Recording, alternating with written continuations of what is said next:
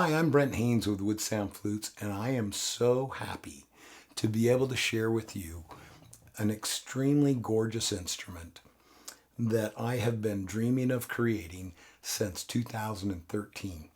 This flute in my hands is a mid-G flute. It's made from Dream Ambonia burl, Brazilian rosewood burl, walrus ivory, silver, gold, and silver and gold and walrus ivory down here in this inlay.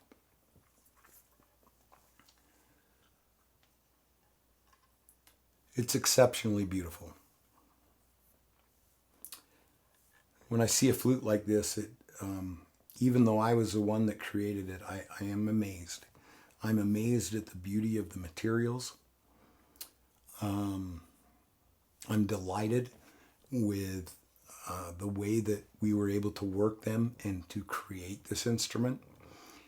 And I also love the spirit and the essence of what this flute is about, the purposes and the intents that were put into the instrument in its creation, the feelings of spirit, the feelings of love that were all held in place as this instrument was being made.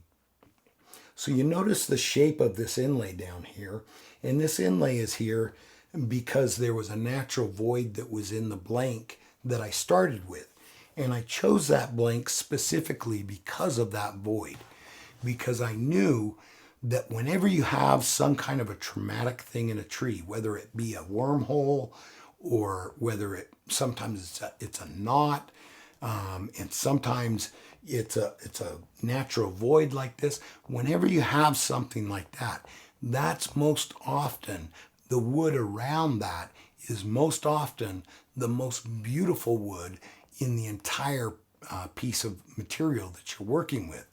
This gray-green coloring that you see around this inlay is there. It's called spalting. It happens from bacteria being in that void, and the void creates the opportunity for the bacteria to get in there.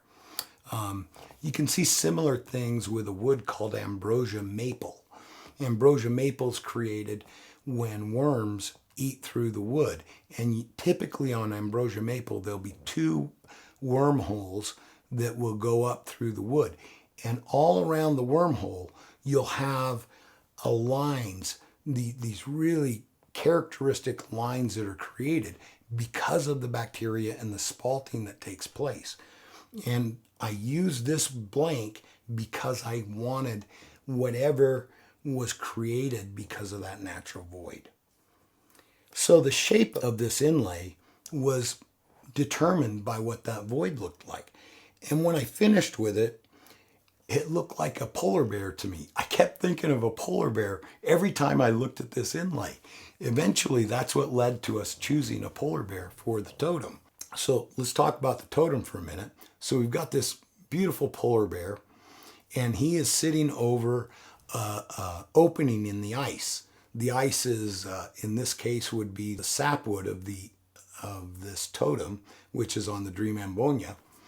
And he's sitting there waiting for a seal or a walrus to come up through the ice so that he can get some dinner himself. So when I was determining how I wanted to shape that water, I decided that I wanted it to mimic, to some degree, the shape of this inlay here. Trying to keep intention throughout the entire instrument is how we try to do things. In fact, if you really look at the totem, we got the bear sitting on a base of Dream Ambonia burl, and you can see how the sapwood of this Dream Ambonia burl plays with the sapwood of the Brazilian rosewood burl, and the angles that they take are mirrored in that. And you also can see that some of the Dream Ambonia burl on the totem is heartwood, the red.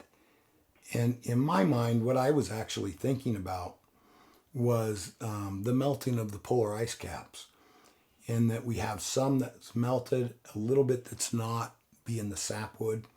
And it was one of the reasons that I chose the polar bear for the totem, to bring some awareness of the delicate nature of our existence on this planet and our ability to adversely affect the planet around us, the environment, everything around us, whether it be people, animals, plants, landscape, what have you. And really anything that we do, just living, is going to cause an impact on other things. So it's not about, man is bad and all that. It's not about that at all. Even an ant has an impact on the local environment around it. You go look at a fire ant hill out in the deserts here in Utah, and it is just decimated. All around the anthill is decimated. 5-6 feet out. There's no plant life. It has a very specific look to it because of the activity of those ants. And I think that we're very much the same. We do have an impact. And so the idea with the flute is simply being aware. Just being aware of the impact that we have on other people, on the landscape, the land, the planet, and then doing the best we can to be responsible in that regard. And so we actually tried to name this flute several times. One of the original names that we had for it was sustainability. We take a small amount of super, super rare, and in Brazilian rosewood's case, went to the point of endangered for existence, the tree. We take these materials, just a small amount of them, and create something so beautiful from them. And one of the hopes that I have with that, and not just for this flute, but all the flutes that we make, is that by using a small amount of a precious material, the wood, we can bring some awareness to the fact that the trees are precious and they're critical for life on this planet. They're critical for the oxygenation, and not to feel bad about what we use, but simply to try and help us each make better, more responsible decisions as best we can. So sustainability was one of the first names that I thought of for the flute. And then the idea, I didn't really love it completely. It didn't have everything I thought we wanted to convey. And so then I thought, maybe we should call it awareness. And I like that name too. That's a good name. But it just didn't fit completely 100%. And so Pablo came up with an idea. As we were watching a movie, he says, "Oh, I got a name." He says, "How about survival?" Right? Because the bear's surviving, looking for his food, and we want the survival of not just all these materials for future, but also of our planet. And so I thought that's a pretty good name too. But it felt a little bit too desperate to me too. I don't think we need to walk around feeling desperate for everything, but rather just being aware. And so still didn't feel like we had the name totally dialed. So my shop manager, Josh, came up with a couple of names. The first one he came to me with was Perseverance. And I loved that name because there was a poem that my dad gave me when I first started Woodsounds, back when we were really struggling establishing a name for ourselves and even being able to develop an instrument that was of a quality high enough that I felt that it was worthy of selling. And so many personal struggles back in those days. And my dad had this poem. I wish I had it to read to you right now. But it had, the elements of it were like, intelligence is not enough. Talent is not enough. The only thing that will take you to success is perseverance. Something like that. It's more in depth than that. And so I love that idea of perseverance. And Josh was thinking about the bear sitting there waiting for the food to come up, just persevering through the rigors of sitting there patiently, quietly. And so I thought that was a pretty good name, but still didn't have everything that I thought it needed. And then this morning I went out and was talking to him. He says, "Oh, Brent, I had a new idea for the name last night. I had a dream." He says, "How about Reflection?" And I love that name. I love the name Reflection. It's a play, of course, on the silver water inlay and the reflection of the bear in that silver.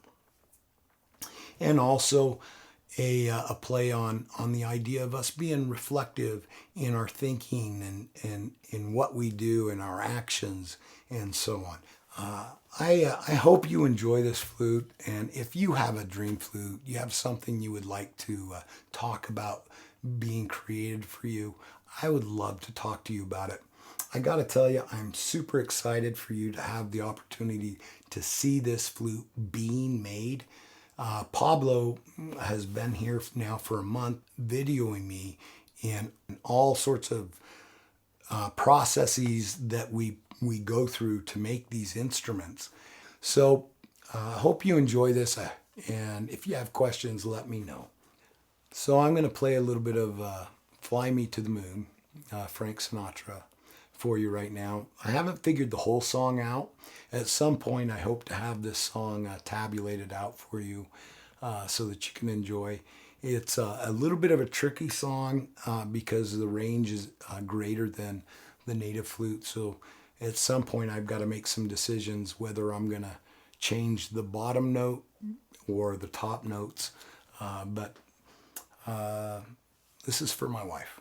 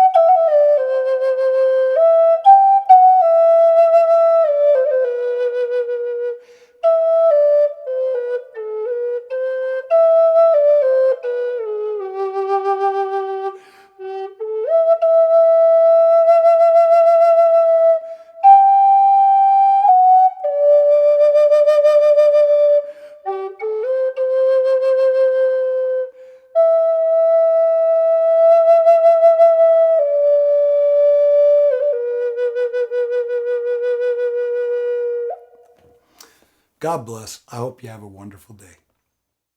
Whether you're dreaming of your first native flute or wanting to create some custom instrument, Woodsounds is where your dreams can be made real. My name is Brent Haynes, and you can reach me at 801-822-1415 or brent@woodsounds.com. Have a great day.